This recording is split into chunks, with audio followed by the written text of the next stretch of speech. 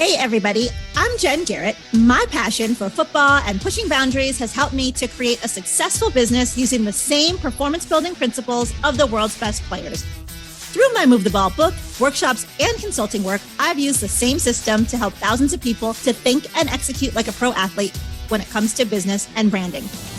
Now, I'm on a mission to help you utilize those tools and strategies to elevate your hustle and get you across the goal line. So get ready. It's time to suit up, to show up, and to move the ball. Hey, everyone. It's great to be back with you for another episode of Move the Ball. If this is your first time listening, welcome. And if you've been a part of the Move the Ball movement for quite some time, welcome back. I'm glad that you are here with us today. As you all know, on this podcast, we talk about business, branding, sports, and of course, how to move the ball. So 2 things before we get into today's episode. First, if you have not yet already done so, make sure that you subscribe to the podcast so that you never miss an episode. And secondly, I recently launched the Move the Ball merchandise store. I've been talking about it for quite some time. We did an initial bunch of swag last year and people were asking when I was going to get some new pieces. So that store is up and running. The link is in the show notes. So go check that out if you're interested in that kind of thing. And so for today's episode, I've got a great guest with us. We just wrapped up my Path to the Draft series on the show, and I wanted to bring someone on who is currently playing in the league and who was there just a few years ago being in the similar shoes of a draft class member. So inside the huddle with us today, I'm ready to talk about how he's moved the ball, is Zaire Franklin. Zaire is an NFL linebacker who currently plays for the Indianapolis Colts. He played college football at Syracuse. And while he was there, he was a 3-time captain, becoming only the second person in Orange football history to do so, and the first since 1896. Zaire was drafted in the 2018 NFL draft by the Colts, where he has been playing ever since. We will talk about all of that and more in today's show. Zaire, welcome to the show. Appreciate you having me on, Jen. Well, I'm excited to have you here with us. I remember talking with you last year about coming on the show, so I'm glad that we're making it happen today. And I recently saw you when I was down in Tampa. You were doing your off-season training. So let's start off our conversation there. I mean, it's important for people to remember that no matter what your profession is, a professional athlete or some other job, you always have to be working on your craft and looking at how you can get better. So you've been down there training with Yo Murphy, who is one of the best in the business. What are some of the things that you've really wanted to focus on improving upon this off-season? Well, one of my favorite things working with Yo is, he does very specific exercises that really target, specific parts of your body to really strengthen up the really small muscles that really make you go. So I would just say just down here, just really trying to work on my mobility, work on my flexibility, functional strength, and a bunch of different weaknesses that I have, unbalances that I have, just trying to make sure my body is functioning at the highest level.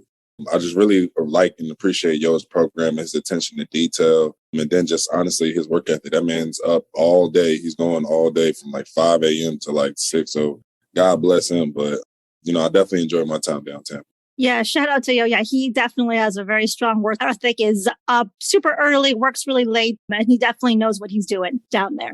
So you've been in the league for a few years now, as I mentioned, and I'm curious, how has your perspective changed over the years from being a rookie to being a vet now? And we all know the NFL is a business. So how has your perspective changed over time?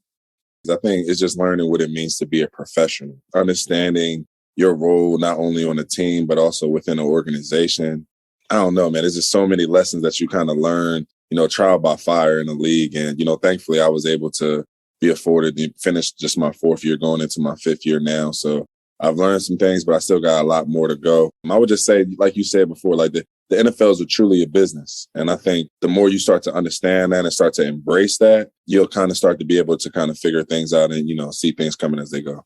Sure. And so let's just talk about the sport of football for a minute. I ask this question all the time of guests on my show. Many people know that I've been a student of the game since I was 4 years old. I wrote this book called Move the Ball, which kind of kicked off this whole movement. From your perspective, what are some of the strategies and lessons that you've learned from the game that you feel have helped you to be successful and will continue to help you to be successful? Oh, that's a great question. I would say one of the most things is just how to assess a play, whether good or bad, learn from it, and then move on from it. I think that's just something that's a lesson that a lot of people don't learn, throughout life, is just how to, when you have an experience, taking what's needed to learn from it whether it's a victory or, technically a loss, get the lesson out of it regardless and moving on. There's so many things. I mean, football has taught me so much about life. I would say another big thing was how to watch somebody else's mistakes and learn from it and not to repeat those type of things, how to learn from the guy in front of you. In the NFL, you come to learn that, reps are scarce, especially as a 7th round pick. I was like the 11th draft pick that year. I was like the last guy that they got in, and I wasn't getting as many reps. So I knew when I got out there, I had to really maximize my opportunities. So I think just one of the biggest things for me was just really watching and learning from the guys ahead of me, learning what they did good and also learning from what they did bad so I didn't make similar mistakes. So, and I feel like that could apply in a lot of different terms of business. When you kind of watching, the marketplace and watching your peers and different people do certain things, even if somebody's in a different industry as you could learn from, kind of how they carry their business, how they market their business, how they structure certain things from it and kind of make it your own. And also you can learn from some bad things too, and seeing how like some people kind of just let certain things slip and didn't really take advantage of certain opportunities and how it ended up to their downfall. So I feel like football has taught me so much about life and so much about business. It's like honestly one of the greatest tools, lessons in my opinion. Completely agree. And I like that you mentioned a couple of things. One, learning from every experience, right? Finding the lessons from them, whether they're good or bad, and then focusing on the next play, not getting stuck in that experience or that moment. And then secondly, you're absolutely right. Learning from the mistakes of others is so important to accelerate our progress and not do the same things that they've done, whether it's football or some other industry, especially today with social media and online content. There's so many ways to just view other people in whatever space you're interested in and see what are they doing right? What are they doing wrong? What mistakes have they made that they're sharing about so that we can continue to move the ball and not make those same mistakes. For sure. So let's talk about you playing college football at Syracuse. Just tell us generally, how was your experience transitioning from high school to college? I mean, it's changed over the years, especially now with NIL and it's becoming more of a business. But for you going from being a young man in high school to transitioning to Syracuse, what was that experience like? It was definitely interesting. It was challenging, in its own right. Obviously going from, being home and to being in Syracuse all by yourself, kind of got to grow up fast. But, I had a great team around me. My coach, Clark Lee, he was a big mentor for me. He's the head coach of Vanderbilt now. He was my linebackers coach back then and the guy who recruited me. So he kind of helped me toe the line and learn how to, kind of laying the foundation for kind of how I even approach football in the game now, just learning what it means to kind of come to work every day and, just put the work in and stuff like that. So it was definitely an interesting transition, but, I enjoyed it. I loved living on campus. I love Syracuse. Syracuse was one of the biggest parts of my life. I met, all my best friends there. I met my fiance there. So Syracuse was a huge part of my life. So I had a great experience. And when you look back at your college career there, what were some of the most memorable pieces of playing football that you'll take away from playing at Syracuse?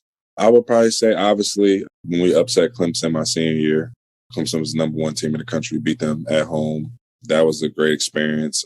So a lot of battles with Notre Dame, NC State. We played all the Heisman winners, Lamar Jackson, Deshaun Watson, Jameis Winston, played all the guys. So, but I would just say for me, just looking back from football, it's actually really cool to look back just now that being in the NFL, like especially some of my teammates, it's some of my teammates I've actually been competing against for 7 years, like Quentin Nelson. I joke with him and I was just telling him at the end of last season, we really went to war against each other when I played Notre Dame. And even Naeem, me and Naeem, it's actually funny. Naeem's a year younger than me. He was a freshman. I was a sophomore. But after we played our first time, we kind of talked after the game, like, yo, man, I really respect your game. And it was actually it's really a full circle moment that we got drafted to the same team the same year, have been playing together for mad long. And then even now we both got extended by our team. So it's like, we're going to be teammates now for hopefully, 3 more years. So I think that's just kind of the coolest part, just competing against, and even guys you compete against on other teams. Me and Marlon Mack, we done went the battle a few times and when he was at USF. So that's probably like my favorite thing is just the guys that, the top guys on other teams that I went to battles with and stuff like that. Now, we're teammates, we're peers, and we hang out and we cool. So I always think that's interesting. Yeah, for sure. And Naeem, I love Naeem. He was on the show in season 1 of the podcast. And it's been neat to see his growth as well with the Colts and just in the league and maturing as a player. So at Syracuse, you started in your last 39 games. As I mentioned, when I read your bio, you were a 3-time captain. What was that experience like for you to be a 3-time captain? Look, it's cool to say, but it was definitely a challenge, to say the least, to be a captain of the team as a sophomore and then basically have to carry that throughout. Definitely wasn't easy. It was something that, I think about being a leader and I think about leadership. I really just think about serving, giving yourself up for others. And, I just felt like, my time at Syracuse, I really just wanted to make sure while I was there that I was being the best teammate and being the best servant to my teammates that I possibly could. And Syracuse, we went through a lot of ups and downs. Our quarterbacks was getting hurt every year. And obviously, if your quarterback gets hurt, that's basically the whole shebang. But we went through a lot, but I feel like I learned a lot of lessons about what it actually truly means to be a great teammate and also what it means to be a great leader, especially in, those times of adversity. Like I said, I attribute a lot of my lessons, not only off the field, but on the field to, my time at Syracuse. Sure. And we talked about how the NFL is a business. It is an organization. The team is an organization, and you need leadership there as well to continue to be high performing. When you look at leading in the NFL, what are some of the qualities that you see make the leader successful in the Colts organization as well as just in all of football? First, the difference between college and NFL is you're leading men. You're not leading kind of kids a little bit. These guys have families and stuff like that. So it's a whole different type of energy you have to bring to it. But the first thing I would just say about being a leader is just really accountability to yourself. Nobody wants the guy who just up there yelling and rah-rah and all that stuff. That's cool for the cameras, TikTok, Instagram. That's all fine and dandy. But the guys in the locker room know the guys who are putting the work in every single day, who hold themselves accountable and don't cut corners and do whatever it takes to help the team win. So I would just say, that consistency, accountability, then also just, being that helping hand for somebody who, not just for the running back who's popping right now, JT, he MVP. It's easy to kind of want to be a shoulder for him to lean on, even if he probably don't need it. But, for the guys, for the practice squad guys, when a guy needs, help, when he's trying to figure out his thing, when a guy who was a high draft pick is underperforming and now he's inactive and now he don't necessarily know how to go about that. How are you going to approach him? That's the time when a leader, in my opinion, truly separates himself and truly has that impact on the team. It's not necessarily about the coin toss or getting really the seal in your chest, which is cool, and I definitely appreciate the honor. But for me, it's more, like I said, it's really just about serving my teammates. And that's really all I really care about the most. And whenever I had that opportunity, the fact that they bestow that honor of me to be their leader always means a lot to me. Sure. And you mentioned serving others. When you look at the great leaders, whether it's in football or sports or business, they're all focused on being that servant leader, focusing on how do I bring value to others. It's not about themselves. Now, let's talk about you transitioning from college into the NFL. That first, you were drafted 7th round, as you mentioned. Talk to us about that experience from learning that you've been drafted to the Colts to going to rookie mini camp and training camp and kind of that first preseason. What was that experience like? Man, it was tough. I can't lie. It was a whirlwind. First of all, as a rookie, your head is just spinning. You don't really know what's going on. I would just say as such a low draft pick, it was just one of them things, you just in the grind. You're just trying to push through it, do everything you can to make an impression, to just earn your spot every single day. And I just really feel like it just create that dog mentality that, you hear a lot of guys talk about in the NFL. And, I think that's why, the underdogs, those are the ones who really end up growing into the guys who end up being the best players in the league, just because you came into the league with that adversity, that chip on your shoulder. And now even when you, get some status to get to that point, you got to always maintain that, always have that chip on your shoulder where you always feel like you got something to prove. You always feel like you got somebody to beat out. For sure. It's very easy with social media now. People can be cruel. People can be mean. People can say whatever they want because they don't really care, right? They just want to put out their negative opinions or their comments. And so as a professional athlete, you see that all the time, more so than someone who is not a public figure, right? And how do you tune out that noise? How do you stay locked in and just kind of handle your business? What advice would you give to other people that maybe younger men coming into the league so they can stay focused and handle what they need to have a successful career in the NFL? What I would just say to guys like that is just kind of back to what I said. The only opinions that really matter are the guys in the locker room.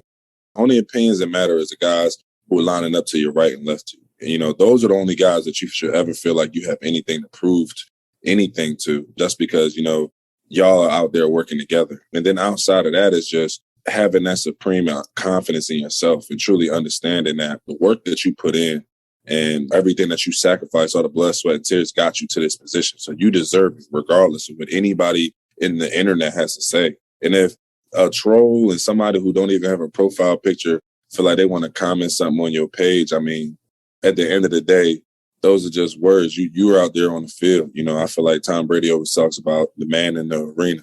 And I think that's just so big. When I'm on the field, it's just I'm completely tuned out, whether it's loud or quiet. How to go, it don't really matter. I'm really just focusing on that next play. So I would just tell them guys, really care about the opinions that matter. Your family, your team, your coaches. Like, those are the people whose opinions should really affect you, because those are the ones who know you and know everything, what you stand for, and, that are in the trenches with you. Outside of that, everybody else's opinions is just their opinions. Everybody has one. So, what I mean? You know what they can do. So that's basically how I look at it. Great advice. So when we look at your rookie season and transitioning from Syracuse to the NFL, what were some of the more eye-opening moments for you that really taught you about, okay, this is a business, this is the NFL, this is how it's done? Here, share with us some of that. I would just say, so when I first got to Indy, Robert Matthews used to tell me, because they put me in this super crazy number for training camp. They put me in 97. He used to tell me, he's like, Zaire, you got to get out of that jersey. And I'm like, at first, I hated it, but then I ended up embracing it, because I was just like, no, if y'all want to disrespect me, I'm going to wear it then. So he used to be like, no, you got to get out that jersey. I didn't see too many people in that jersey. So I kind of didn't understand what he was talking about until I started to pay attention to the jersey number 40. I probably saw 8 different DBs wear the jersey number 40. It was just like one day this guy's in the number 40, the next day. And it's just like, man, they bringing guys in every other day. It just don't even matter. And then even when you get to the league, every Tuesday is workout day. They go and work out guys. If they think that the linebacker has a weak position, they working out linebackers. They trying to bring somebody in. They feel like the receivers are not performing, they bringing in receivers. They working them out. They bringing in free agents and stuff. They trying that. So it's just like, when you get to the NFL, you understand that, you're not competing against a recruiting class. You're not competing against the guys that you were drafted with, or even just the guys in the bid. You're competing against every single person who's looking for this spot. Everybody wants your spot. You know what I'm saying? So you got to do what it takes and what's necessary to, to take care of business. You know what I mean? Because it's the greatest job in the world. So everybody's looking for it. Everybody wants your job. Sure. Great point. What was your most memorable game playing that first season, that rookie season? I would probably say it had to be a tie between playing in Philly. We played Philly, the Eagles, week 3. That was my first start. That was really cool, just because I grew up watching them. We went to Eagles games as a kid, so that was pretty awesome. But we played Kansas City that year in the divisional round at Kansas City. And, it was snowing. Playing in Arrowhead Stadium in the playoffs as a rookie was an experience. Fans throwing snowballs at us. Young Mahomes out there cooking. I mean, Luck was cooking too, but we ended up losing. But that was a great experience. I always remember that one. For sure. So I think it's important, no matter what our profession is, that we always link up with people who can be mentors for us, that have experience that we can learn from. Were there anybody on the team, any vets that first year for you that you kind of aligned yourself with, that really took you under their wing and helped you get acclimated? Oh, no question. First and foremost, Pierre Desir, the corner. I think he's still with the Tampa Bay Bucks right now. My whole NC schedule is still the exact same as his in-season schedule. I still go to the same institutes that he went to. I just basically carbon copied everything he did. Pierre was huge help for me. Anytime I needed anything, he always looked out for me. Obviously, Kenny Moore, he's still on our team now, but he was a guy that I always could lean on. Najee Good. He's retired now, but he was a linebacker, and he just kind of told us a lot about what it took to stay in the league. You know what I mean? It's hard enough to get in the league, but it's an art to doing what is necessary to stay in the league. And he kind of brought us, and even talked to me a lot about what it meant to be a businessman off the field, and kind of how to see different things and kind of understand what was going on, which I feel like is extremely important. And, it's Jabal Shear was a big mentor for me. Mike Mitchell, he's a coach for us now. He was a big deal for me. So it was a couple of guys that definitely, I learned from and leaned on, during my time. And you mentioned about how it's hard to stay in the league. It's hard to get there, right? We know that less than 1% of all college football players get to the league. But then it is a job to stay in the league. The average NFL career now is about 2 years. It used to be 3.2. So it's getting shorter and shorter. What have you been doing to ensure your success and your longevity? Well, first off, you just got to take care of your body. Obviously being in dealing with that's everything. You got to, take that time and true interest in getting better, constantly trying to push yourself to that next level. Every year I feel like I come back and I'm a better player than I was a year before. And I feel like that just makes it a harder situation for the team. I also feel like it's just being versatile, being a guy in the building that's willing and able to do multiple things and help to be able to fill multiple roles because, as the season goes on, guys' roles change.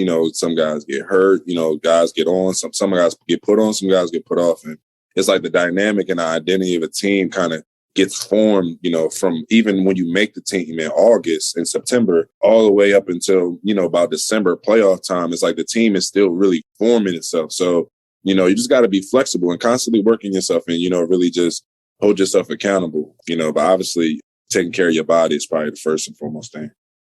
Sure. And you talked about being flexible. I mean, it's not just in your role and how you contribute to the team. It's to the environment and things change. We've all been through this COVID pandemic for the last couple of years. Share with us, how has it been playing in the 2020 season, which was completely different for everybody? COVID protocols, no fans in the stands. What was that like for you? Playing without fans felt like a scrimmage. Like we played the Chicago Bears and there was no fans in there. And that just felt like the only thing I did like is when you talk trash, you could talk trash from one sideline to the whole other sideline because there ain't nobody else in there. So they're going to hear exactly what you're saying. So that was actually really fun. I like that. But I think it was cool only because like when there was the pandemic, like, and there was no fans, it was so important for your team to bring its own energy. And I feel like that was something that I started to really understand and learn about momentum kind of throughout that season, because I remember when we pulled up and played Detroit, it was like when we pulled up, we had our own energy. There was nobody in the stands, but it was like every time we made a play or made a big play, our whole sideline going crazy. Like you on defense, you got to go cheer the offense on. We on defense, the offense cheering us on. And it's like you really pick up feed off of that energy. Like, you make a play, the whole sideline going crazy. Everybody running to the end zone to celebrate with y'all and stuff like that. And it's stuff like that your team feed off of. And like your team, like, I don't know, it affects the game in a way that like I feel like some people don't really understand. So it kind of let me know like how close you are as a team and how much y'all support each other. It really shows up on the field sometimes. Sure, that energy is important. And so then transitioning from 2020 to 2021 and having fans in the stands and things were a little bit different. We kind of figured out this COVID thing to some extent. How was going back to fans and kind of transitioning to another environment?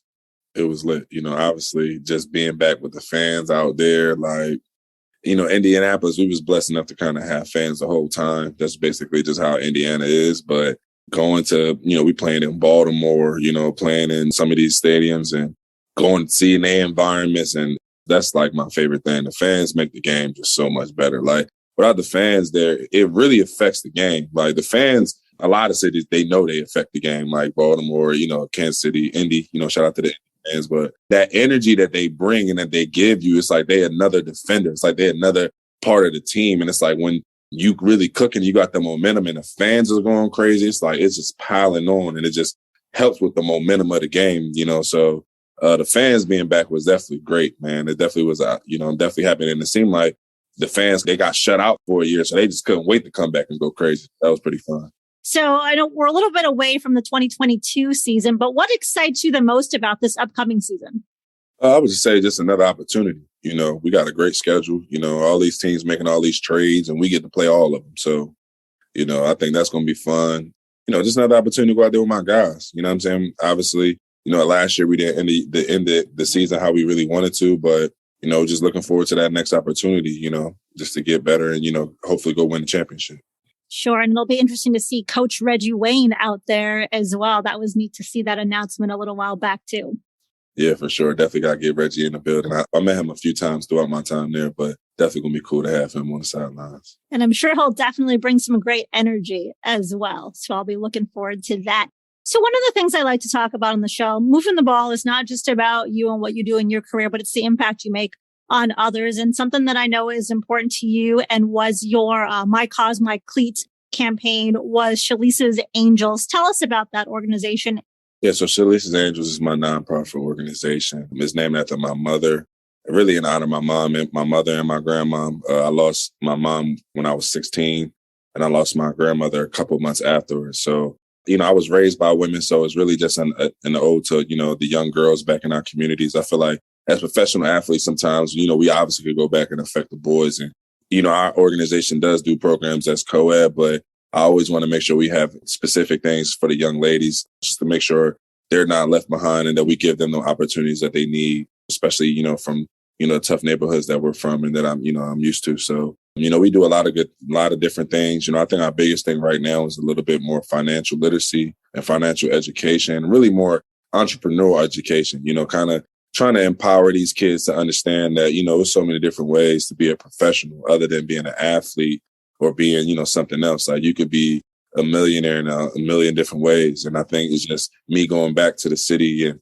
going throughout Indianapolis and stuff like that and talking to these kids and giving them opportunities and information that I never had access to. And different things that I never even knew existed when I was their age. And, hopefully, it'll just open up their mind and open up their vision to, give them, even more opportunities that maybe they didn't even see before. Well, I think it's wonderful what you're doing. And I mean, financial literacy is so important. And just recently, the state of Florida announced that they're making financial literacy a part of their education requirements, which I think is great because I think it's a life skill. It's something that kids can take wherever they go in life. And so it's good to see that the state of Florida is doing it. And then also you're doing it with your organization. Tell people, where can they learn more? So you can learn more about Chalices Angels at Chalices Angels on Instagram. We also have a website at chalicesangels.org. We got a couple of announcements coming up probably within the next month or two, just about different. We got a couple of events coming up on, and then you'll see everything about everything we've done before on the website. So we got a great website. Check it out, chalicesangels.org. Perfect. We will have that in the show notes as well as the Instagram so people can check you out and stay connected to all the great things you're doing with your organization. So outside of football, what kind of things interest you in terms of business ventures? What kind of things are you looking to get into? I would just say, right now, my biggest thing is really real estate. I know a lot of guys is doing real estate right now, but, just to me, my grandmother used to do property management for her own properties, which I always thought was cool. I used to run around and help her with that stuff. So I feel like I've been doing it for forever. So I'm trying to build that wealth, stuff that way. Right now, I'm kind of in the tech game a little bit, trying to get to learn, about developing some apps and, different things like that. I really just kind of dabble, and I don't really feel like I found my niche yet. I'm just really just trying to, expand my mind, expand my vision, and just take advantage of, whatever opportunity comes my way. Gotcha. Nice. And so on the personal side, you recently had a baby, Cairo. Yeah. So I know he's a newborn baby still, so you're not getting too much sleep when you're at home. But how has the fatherhood experience been for you so far? It's been fantastic. Little man's perfect. That's really the only way I could describe it. Just a little bundle of joy. So, when I get home, I'm on daddy duty. So that means I ain't getting no sleep at night, but it's all good because that's my boy. So I ain't worried about it. And you got to give mama a break too. Yeah. I got it. So one thing I recently saw about you was you participated in an NFLPA social blitz trivia contest. Yeah, I did. Tell us about that. How was that experience? And you answered quite a few questions correctly. I feel like I know a bunch of random things about a bunch of random things. So I actually really feel like I want to go on Jeopardy one day. I was watching Jeopardy with my fiance one time, and I was really answering a lot of them questions right. So I was just like, look, if I actually study for this, I actually might be nice at Jeopardy. But I don't know. They asked me to answer some questions for a free hoodie, and I ain't gonna lie, I do a lot of things for a free hoodie. So I was like, all right. And then I ended up doing good. So there you go. And maybe one day we'll see you on Jeopardy. So we'll stay tuned for that. So what I want to do now, Zaire, is run you through my 2-minute drill as we look to close the show. I am ready. Okay. First question is, when you were 10 years old, what did you want to be when you grew up? A teacher. Oh, any particular subject? Probably history. That was always my favorite. Nice. What 3 words would you use to describe yourself? I would say motivated, empathetic, and handsome. There you go. 3 great words. If you had one intro song played at all of your public appearances, what would that one song be? One song probably gotta be, man, you really put me on the spot with that one. One song, I probably had to go Jay-Z just off the strength. It had to be maybe Moment of Clarity, Jay-Z. Okay. What is one thing most people don't know about you? One thing people don't know about me is that I took karate when I was in 3rd grade, and I ended up being a blue belt. Oh, very good. Some people on the show know that I'm a 3rd-degree black belt in Taekwondo. So I was a fellow martial artist. Don't nobody mess with you then. That's right. Next question is, what book are you currently reading, or what podcast are you currently listening to? So right now, obviously, I check out a couple episodes of Earn Your Leisure every now and then. But the book I'm actually reading right now is called The Psychology of Money. And it's basically just about, how we view money and really thinking about money less as dealing with habits and more having to do with like behavior. if that makes sense. Like, it's less about discipline and it's more about how you view and how you experience life. So it's actually a pretty good read. Oh, sounds like an interesting one. I'll definitely have to check it out. My next question is, you're hosting a dinner party and you can invite 3 famous people, living or deceased. Who would you choose and why? I'm going to say Malcolm X. I'm going to say Jay-Z. And I'm going to say Obama. Okay. 3 great choices. My last question is, do you sing in the shower? No, I sing all the time. I sing during workouts. Here's the important question. Would your teammates say that you're a good singer? Yes. And if they can't, they got to say it to my face. Okay. Gotcha. So as we look to end the show, where can people follow you? Let people know where you're at on social media. So on Twitter, it's at Ziggy Smalls _. On Instagram is Zaire, ZAIRE, 2 underscores. Man, that's really about it. That's all I really do. Instagram, Twitter. Twitter's my favorite, but I'll be on Instagram probably most. So yeah, follow me, check me out on there. Okay, great. We'll have those links in the show notes as well so people can follow you on your journey. Zaire, thank you so much for being on the show today. Thank you so much. And thank you to everyone for listening, and we will catch you next time. Again, if you like today's episode, if you haven't yet subscribed, make sure you hit that subscribe button, but also share it with a friend or 2 or 3. That's one way you can help me to move the ball. All right, everybody, we will catch you next time. Until then, make sure that you suit up, you show up, and you move the ball. Thank you for listening to Move the Ball. To see more about what I'm up to and how I can help you to move the ball in your business, with your brand, or your career, check out my website at www.getinsidethehuddle.com. Make sure you subscribe to the podcast so that you never miss an episode, and also join the Move the Ball Facebook group for even more content and to be a part of the Move the Ball movement.